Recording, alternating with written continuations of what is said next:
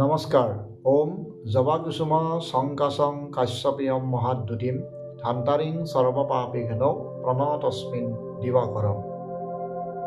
অহাকালি মাঘ মাহৰ শুক্লপক্ষৰ সপ্তমী তিথি আৰু এই সপ্তমী তিথিতেই পালন কৰা হয় ভাৰতবৰ্ষত ৰথ জয়ন্তী বা সূৰ্য জয়ন্তী। অহাকালি সূৰ্য ভগৱানৰ জন্ম তিথি।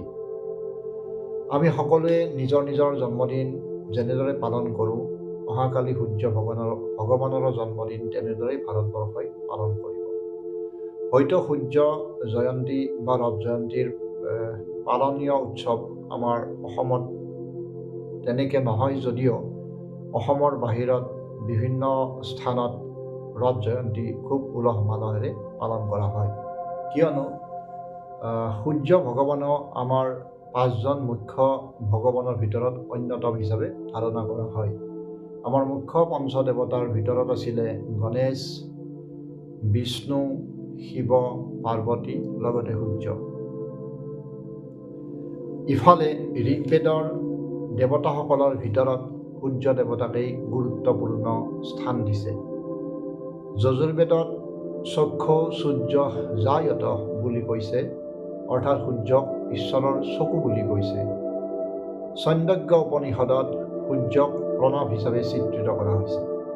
ব্ৰহ্মবৈৱৰ্ত পুৰাণত সূৰ্যক ঐশ্বৰিক ৰূপ বুলি গণ্য কৰা হৈছে। সূৰ্য উপনিষদ শাস্ত্ৰ অনুসৰি কেৱল সূৰ্যই সমগ্ৰ জগতখন সৃষ্টি আৰু ৰক্ষণাবেক্ষণ কৰে।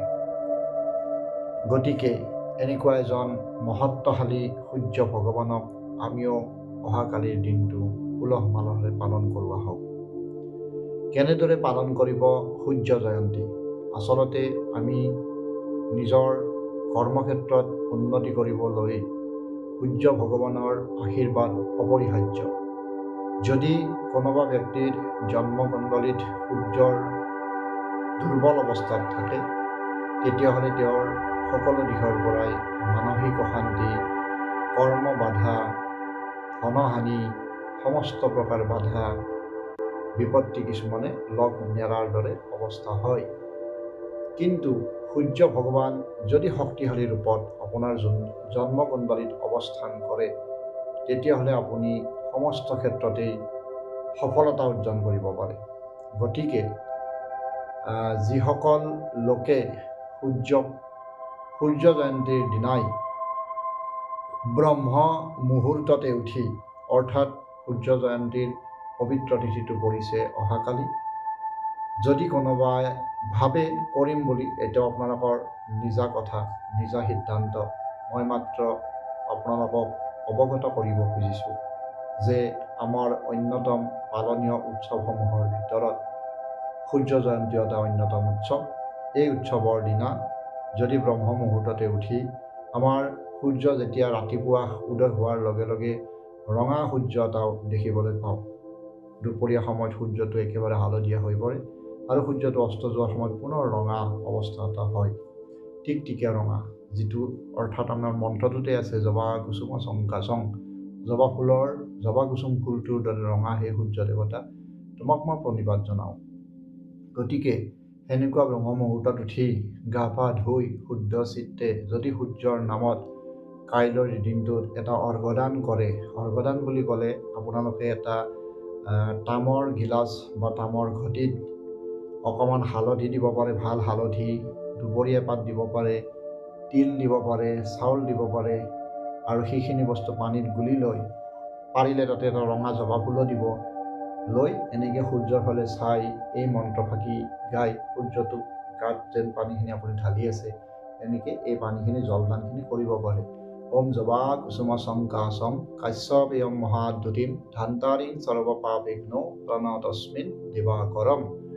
আৰু এনেও অন্য সময়ৰ প্ৰতি ৰবিবাৰে যদি সূৰ্যক এই মই কোৱা ধৰণৰ টিপছখিনি আপোনালোকে দিয়া কৰে, তেতিয়াহ'লে সূৰ্য ভগৱান সদায়ৰ কাৰণে আপোনালোকৰ ওচৰত সন্তুষ্ট হৈ থাকে।